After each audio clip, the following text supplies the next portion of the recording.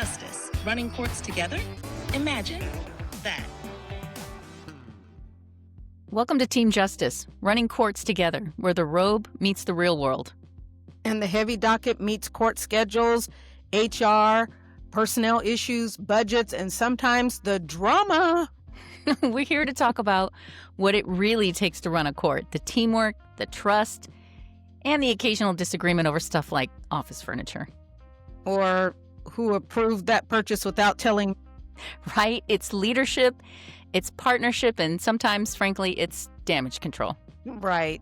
So once again, welcome to Team Justice, real talk about running court together. I'm Judge Kim Walden from the Tukwila Municipal Court, joined by my Judicial Branch Administrator, Trish Kinlow. We're honored to share what we've learned after 20 plus years of working together about the unique partnership between a judge and a court administrator, that special relationship that defines the culture, efficiency, and credibility of every court. And we hope at the end of today's podcast that you leave with ideas and practical tools for strengthening your collaboration. And whether you're in a one-judge court or part of a multi-judge bench, this dynamic applies everywhere. Now, you may notice a couple of things about our leadership structure. First, Trish's title is Judicial Branch Administrator, not Court Administrator, because that's what she truly does. We wanted the other branches of the Tukwila government to clearly understand her standing within the organization and not a subordinate department manager. So titles should reflect reality, and in our court, her role carries branch-level authority and responsibility. And you'll also hear us refer to our team rather than our staff, and that's intentional. We operate in a team environment where everyone understands their roles, their duties, responsibilities, and the reporting lines, but ultimately, we function as one coordinated unit. So language matters. When people feel like they're a part of a team rather than a cog in the big machine, they engage differently, they communicate differently, and their work product will reflect pride in their service. So basically what that's called is court culture. It's an essential foundation to acknowledge before we step into the substance of our presentation. Every court is different. Some are more formal, some are highly structured, and some are like ours. They operate with a closer, more collaborative dynamic. All those approaches are valid. We're not suggesting that your court needs to mirror ours, but maybe we are. You know, it really does work. But what we are saying is this: just as you periodically review calendars, processes, work schedules, and leadership roles, your internal culture deserves an intentional review every year. Culture is not static. Demographics shift, staff experience levels change, communities evolve, and courts must have the courage to evolve with them. So a small amount of flexibility, strategic, thoughtful flexibility, can create the spark that improves both efficiency and morale. And as we all know, those two things are inseparable. When people feel supported, they perform better. When the performance improves, morale rises. It's a cycle that begins with culture. Yes. And my leadership training and experience comes from my military service, which, while most of that background has served me exceptionally well in this role, not all of that translates neatly or appropriately into civilian public service. So that command and control model does have its place, but courts thrive on collaboration, communication, and trust through transparency. So when we talk about our working relationship, court culture, and our approach to leadership, don't forget this. Your leadership style directly affects the morale, the health, and the welfare of your entire court team. If you're not intentionally fostering a healthy culture or environment and a genuine partnership between judge and administrator, the consequences can be profound, and it can weaken operations, damage trust, and ultimately, it can limit your court's ability to serve your community effectively. So, make sure you serve with joy in that collaboration, not just obligation. Your team will feel the difference and your community will see it. So we have 4 main takeaways for this episode. The first one is understanding how our roles can complement each other. We will encourage real talk and use that real talk to solve issues and present a united front, especially in the presence of your teams, and we're going to talk about how to make it last. 20 years is a long time, but we're doing it. We're doing it. So remember that these objectives are the backbone for every great court partnership. If you've already had one disagreement, it's a good thing. It means that you are communicating and hopefully working everything out together. Before we get to our next slide, we're going to pause for a word from our sponsors. Charles Short Rancher Wear. Don't be fooled by the name. We have gear in all sizes. All right, thank you so much from our sponsors. Obviously, our ultimate responsibilities and roles are established by a variety of authorities, whether they're state statutes, local ordinances, and of course, court rules, particularly GR 29, the presiding judge's rule. GR 29 clearly outlines the judge's duty to administer the court, ensure access to justice, and collaborate with the court administrator in all operational areas. And another important rule to keep in mind is ARLJ 14 is the Mandatory Continuing Court Administrator Education. This rule outlines the academy requirements and the annual continuing education standards for administrators. It requires us to receive ongoing instruction on court roles and responsibilities, budgeting, finance, HR, GR 29, AOC resources, everything we need to know and should know in order to run a court effectively. My peers and I fought hard for this rule, and it finally became effective in 2023. It took us about 12 years. 12. And so not only does it provide critical training, but it also serves as a reminder to judges that administrators are highly skilled professionals whose expertise deserves respect. Yeah, absolutely. So the bottom line is this. Both the judge and the administrator should be confident that they are well trained, not only in their individual functions, but as leaders working toward the same goal. When both sides understand their authority, their responsibilities, and the training behind their roles, the whole court benefits with that knowledge. Combined with mutual respect, that is the foundation of your dual leadership model. Judge, if you'll allow me to go back to ARLJ 14 and the continuing education, the reason why this is so important is in my 20 years working in the court, I've been a member of the DMCMA Courts Helping Courts Committee. And the one thing that we've found is oftentimes when we are called in to help a court, it's because the court has not been actually functioning properly. And that happens when you have a court administrator that's been in the position for a long period of time. Then their person who comes in following after them that's been at the court for a long period of time, sometimes they do those same continued behaviors, right? And so if that previous court administrator wasn't involved in DMCMA, did not attend NACM conferences, was not engaged with AOC, there were a lot of things that were missing. And so this rule, ARLJ 14, was put in place to ensure that every court leader has the basic foundational education absolutely necessary to run a court in Washington state. Thank you for bringing it up because obviously it's important for all the administrators to be engaged with DMCMA. And it's important for judges to know how important that engagement is so that they can support their administrators in the time they need to take away from their jobs to participate in training, to participate in meetings. Can you tell us a little bit about how often you meet and what's typically involved in those training sessions? Sure. So DMCMA, we meet every other month, and most of our sessions are hybrid, so you can attend in person or you can attend via a Zoom or a Teams link. And so what's important about these meetings is not just meetings, we also incorporate some training. We receive updates directly from DOL through Carla Weaver. Angie provides legislative updates for us to make sure that we know what's coming up and the things that are necessary in order to make sure that our court is in compliance. Dexter and his team are there to talk about the CLJ CMS system so that we're prepared for our transitions. We have individuals who are members of DMCMA who also represent us in the Supreme Court commissions, Minority and Justice, Gender and Justice.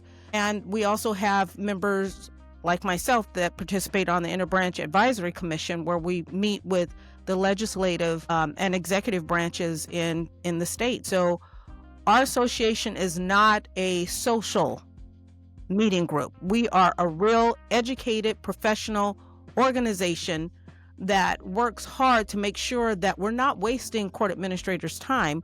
We are there to make sure that they are well educated, well informed, and have the necessary tools to oversee administrative functions of our CLJs. And one of the things that I noticed too that's different about the DMCMA and the DMCJA, now the DMCJA board meets, they share some of the very same information that you talked about, but there's not this expectation for, judges to log on, to just be to either observe or to engage with the board. And I feel like that's different than the DMCMA. It seems like in your association, you're encouraging the court administrators to all join in and engage and be a part of those meetings. Is that correct? Absolutely, because the information that we receive is invaluable. And just being able to hear things from our colleagues, we gain so much information during those meetings that it makes it possible for us to effectively and efficiently run the administrative functions of the court. I can't stress that enough. Yeah, and I am bringing that up not just because we're talking about the value of your association, but it's also to share with the judges that they should be supportive, that there should be this time set aside for the court administrators to engage with the DMCMA. So, while we're talking about the associations, I want to emphasize that probation is a part of your court. And those probation officers or the probation director could also be reporting to the court administrator. It's important to ensure your probation officers are members of MPA. Send your POs to the required academy. Send them to continuing education. So it's the same concepts as the DMCMA for judges to make time, to ensure there's time for your administrative teams to be professionally developed. So take advantage of line staff training too. In this particular slide, we're really emphasizing the fact that we should encourage and be supportive of our court team members to be engaged with their associations, that we shouldn't undervalue training and education. Not only is it a way to improve their performance, but it shows that you care about their professional development and their future careers in the courts. So be mindful of the quality of their training as well as the quality of your succession planning. Now, I want to go back because I realize there are a lot of court administrators who have a national certification, and I'm going to ask you to explain those certifications. But again, it's to emphasize to perhaps the judges about the importance of supporting their administrators in those efforts to seek that extra education. Thanks, Judge. So yes, ICM classes gets you your national certification credentials. The classes are amazing. I encourage everyone to take advantage of that, to participate. DMCMA offers scholarships, and one of the things that our education co-chairs are looking into is being able to bring that certification, those classes, back to Washington State so that we can get more of our colleagues to earn their national certification. National Center for State Courts runs the ICM classes. And so I encourage you to encourage your court administrators to look at the National Center for State Courts, look at their website, look at the national certification process. It's well worth it. And you mentioned the scholarship opportunities. So I'm hearing that there's a cost associated with this. So not only does DMCMA support perhaps in scholarship awards to court administrators or supervisors who want to attend. So this is also telling me that judges need to be mindful about ensuring this type of stuff is in their budget, right? Correct. Okay. All right. Thank you. So let's talk about shared leadership in action. So shared leadership isn't 50-50 all the time. It's flexible, right? So during a budget cycle, the administrator may take the lead more. During legal policy review, the judge may take the front seat. You've got to be flexible. Exactly. So think of it like a relay race. Leadership passes back and forth depending on the issue. So the trick is to work together and respect each other's lane. So even when you're not the person who's holding the baton, respect what the other person is doing during the course of your so-called race. A simple example is establishing court calendars. So the judge may have a lot to say about the types of cases that have to be heard. Perhaps the judge may have some inside information about when the lawyers are available or how many cases or the type of volume that attorneys can manage during these calendars. And of course, there are other legal considerations. And I like what you brought up about lanes because, the reality is we can only drive one car at a time, right? I don't care how well you drive, how long you've been driving. You can only effectively and efficiently drive one car at a time. Focus on your lane, perfecting the lane that you're in and driving that vehicle in that lane that you're assigned to. And so as administrators, we have to weigh in on some of these changes because it impacts our staff. It impacts docketing. It impacts case cleanup time and case management considerations. So you can't build credibility if you contradict each other or if you can't pull it all together to find that sweet spot in the middle. Your staff don't need to know who got it right. They just need to know you resolved it together. Now, trust. If we only talk when there's a crisis, we're already too late. I always tell new managers, never let the judge hear bad news from someone else first. It's like, I will blow up Judge Walden's email, her Teams chat, we have a group me account. I can reach her. I don't care where she is on the planet. I can reach her. She's not going to hear anything bad happening in our courts from anybody else but me.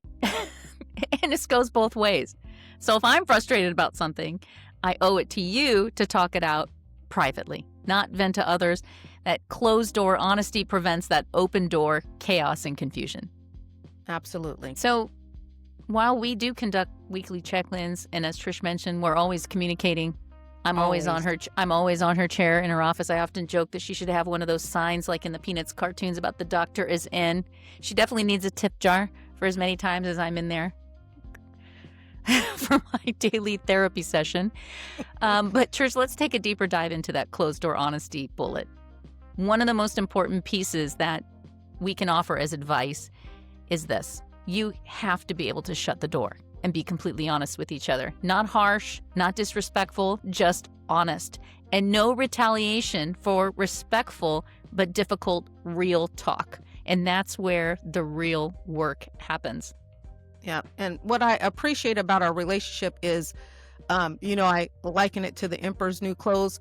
I can tell you at any time, Judge, I don't think we should do that. And you say, why? Because I think things will be hanging out. And I don't think you want that, right? So it's absolutely necessary that we have those closed door conversations where we can raise concerns, point out blind spots, talk through things that might be inappropriate or even harmful to unpack in front of the team, right? It's inappropriate to reprimand or to have certain discussions in front of your team. So the private space is where we can, challenge each other, disagree, and work through the tough stuff without worrying about how it looks. Everybody's not going to understand our relationship, right? Because there are things that we can say to each other behind closed doors that if somebody else heard it, they would be like, if I was Kim, I would fire her, right? And I think I recall you telling me, maybe it was a week ago, we're not getting a divorce over this. Right. So the goal isn't to win the argument. The goal is to get to the right answer for the court. And you can't do that if you're walking on eggshells or if you're hiding information just to avoid that conflict. Exactly. When we can be candid with each other behind closed doors, we can walk back out with a unified front. And your team need that. They need stability. They need clarity. When leaders come out aligned, even after a hard conversation, it builds confidence and dissolves confusion. Yeah, and without that honesty, resentment grows, communication breaks down, and the team immediately senses the disconnect. Believe me, they always know.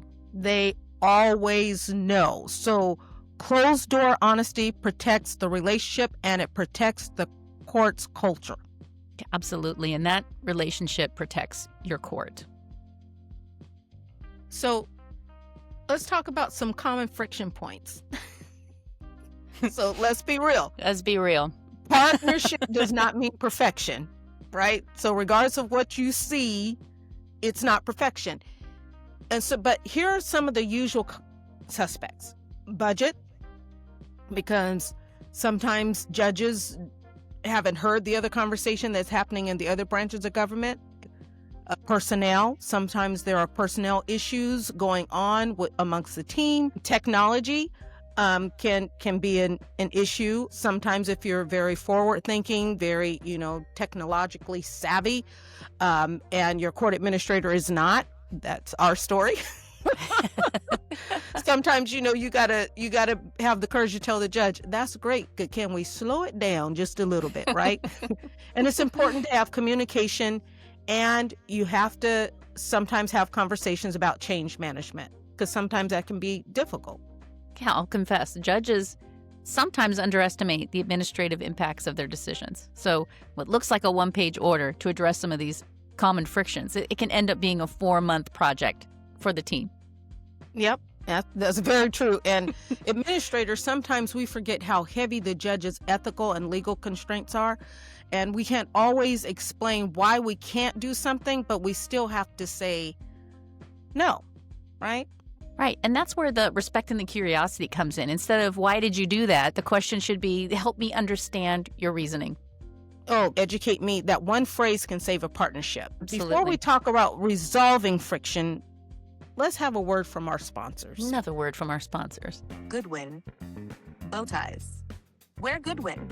Feel Goodwin. All right, let's talk about resolving conflict, because if you work together long enough, you will disagree. And the key isn't avoiding conflict, it's handling it in a constructive and professional way. And I want to add a respectful way, right? And even if you find that in your relationship you can't respect the individual, respect the title, respect the position, right? There's always room for some respect. And conflict isn't a sign that something is wrong. In fact, it often means you are both deeply concerned about an issue. And what matters is how you approach those moments. We've learned to assume good intent and focus on the problem, not on the person. Right? Yes, that mindset should always be, we're on the same team, trying to solve the same problem.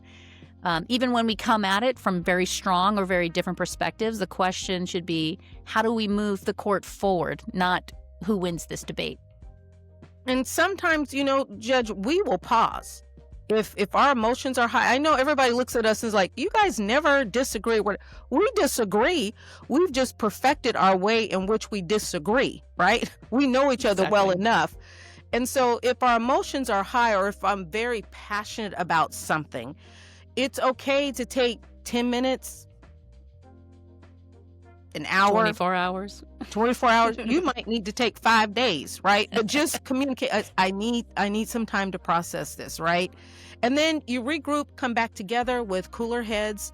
And that doesn't mean that you're backing down. It's a matter of, okay, I need to pull the emotion out of this and focus on the issue, or focus on, what's being asked of me.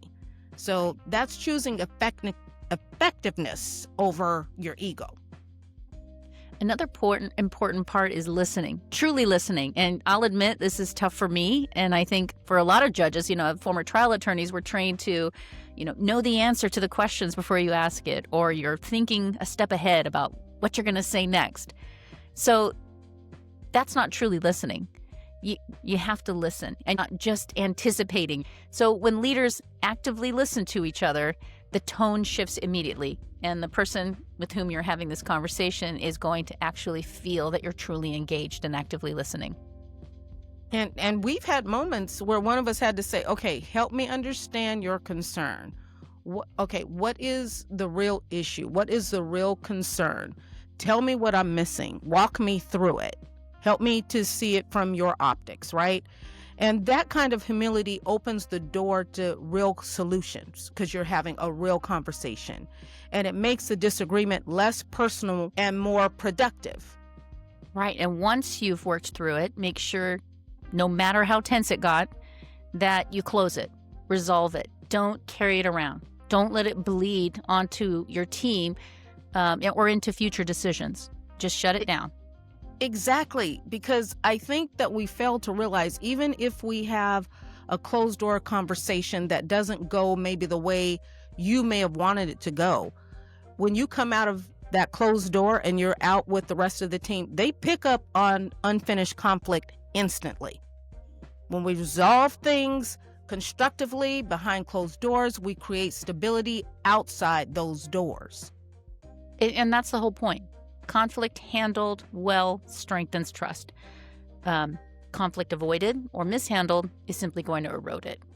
And when you resolve conflict with respect, transparency, and a shared sense of mission, your entire court benefits.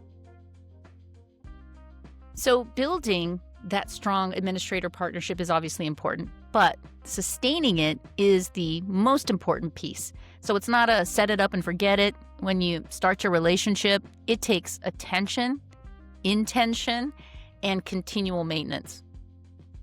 That's really good. Partnerships drift, and when people stop tending to them, it gets bad, right? So we have to treat our working relationship the same way we treat our calendars and procedures: regularly reviewed, adjusted, and strengthened. What worked last year might not work today. What worked last week might not work this week, and we have to be willing to pivot. And sustaining it requires consistency. So not grand gestures. It's just the basics done well over time. Communicate often, share information early, don't surprise each other, show up prepared, and respect each other's expertise. And don't underestimate the power of small habits. One small habit Judge Walden has is when she gets here, she goes through to greet everybody. Now, if you have a large court, I can see you looking at us and saying, I don't have time to do that, right? But even if you took the time to greet, the in-court staff just before you go on the bench, taking the time to do that, checking in at the start of the day, debriefing after a tough situation, sending a quick text, when something urgent hits your radar, these little things keep us aligned. Right. Another piece is the transparency. We're both juggling enormous responsibilities, and it's easy to make assumptions when we get busy. So if something has changed or if there is a concern brewing, say it early, because silence also erodes your partnership. Absolutely. And we have to give each other the benefit of the doubt. We both operate with the court's best interests in mind, even if we occasionally see different paths to get there. Grace, patience, and trust, they go a long way. And as leaders, we also model the tone for the entire court. If we communicate well, support each other in our professional development, and maintain a healthy relationship, then the rest of the team follows that lead. That's right. And a sustained partnership creates stability. Stability creates confidence. The team feels it. The city feels it. The county feels it. Even the public feels it. So when leadership is aligned and healthy, everything else will run smoothly. Right. And at the end of the day, sustaining that partnership is really about remembering that we are both here to serve the community. And when we stay centered on that common purpose, it becomes a whole lot easier to keep that partnership strong. So as we wrap up, here's our final reflection. Running a court is hard. It's not just about the law. It's not just about the calendars or the processes. It's about the people and relationships. And the partnership at the top sets the tone for everything that happens beneath it. A strong judge-administrator team creates stability, clarity, and trust. And when that partnership is intentional, honest, and well-maintained, the entire court becomes more resilient, more efficient, and more supportive of the community we serve. And remember, none of this happens by accident. Culture doesn't build itself. Communication doesn't maintain itself. Partnership doesn't sustain itself. It takes awareness, it takes work, it takes hard work, and it takes the willingness to adjust as your team and your community evolve.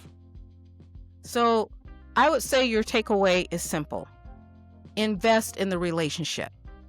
Respect each other's roles and responsibilities. Use your rules not as weapons, but as guides. Have the closed door honesty, difficult, transparent conversations. Resolve conflict constructively. Present a united front and revisit your culture every single year. Because at the end of the day, the health of your partnership directly impacts the health of your court. And a healthy court serves your community better. So take care of your relationship, your partnership, and it will take care of your court. All right. With that, thanks so much for being with us. Hey, be sure to tune in next month to Team Justice Running Courts Together, Episode 2, Training Tuesdays, Creative Ways Small Courts Can Build Internal Training Programs.